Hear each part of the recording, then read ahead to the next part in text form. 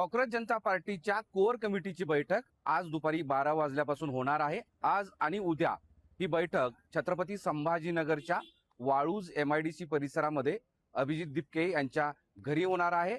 या बैठकीसाठी कोर कमिटीचे सदस्य, त्याचबरोबर जंतर मंतरवर जे झालेलं आंदोलन होतं त्या आंदोलनाशी कनेक्टेड सदस्य इथं आलेले आहेत. काल संध्याकाळीच हे सगळी लोक इथं आलेले आहेत. आज दुपारी 12 वाजता बैठकीला सुरुवात होईल. त्यासोबतच उद्याही ही बैठक होणार आहे. या बैठकीच्या अनुषंगानं नेमकं जंतर मंतरच्या आंदोलनानंतर कॉक्रोच जनता पार्टीची भूमिका पुढची काय असणार आहे हे चर्चेला जाईल असं सांगितलं जात आहे.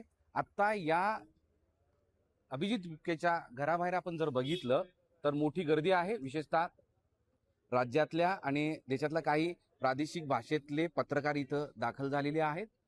या बैठकीमध्ये नेमकी काय चर्चा होते त्याकडे सगळ्यांचं लक्ष असणार आहे. जंतर मंतरवर 25 जुलै रोजी आंदोलन संपल्यानंतर CJPची पुढची भूमिका काय असेल, CJPचं आंदोलन कुठल्या विषयावर पुढे चालू राहील, त्याचबरोबर ते पॉलिटिकल रिलेशन्समध्ये येतात का किंवा राजकारणामध्ये प्रत्यक्ष उतरतात का, या सगळ्या गोष्टींवर चर्चा सुरू आहे.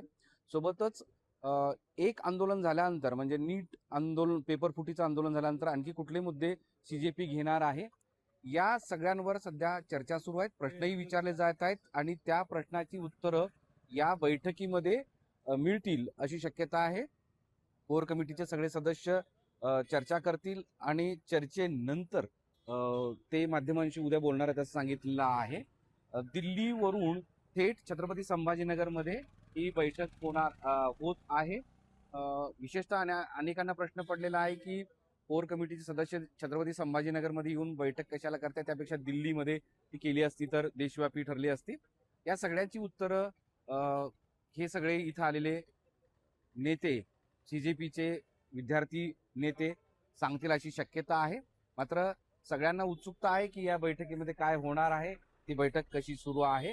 आता या घडीला मोठी गर्दी इथे माध्यमांची झालेली आहे. लोक सुद्धा येत आहेत.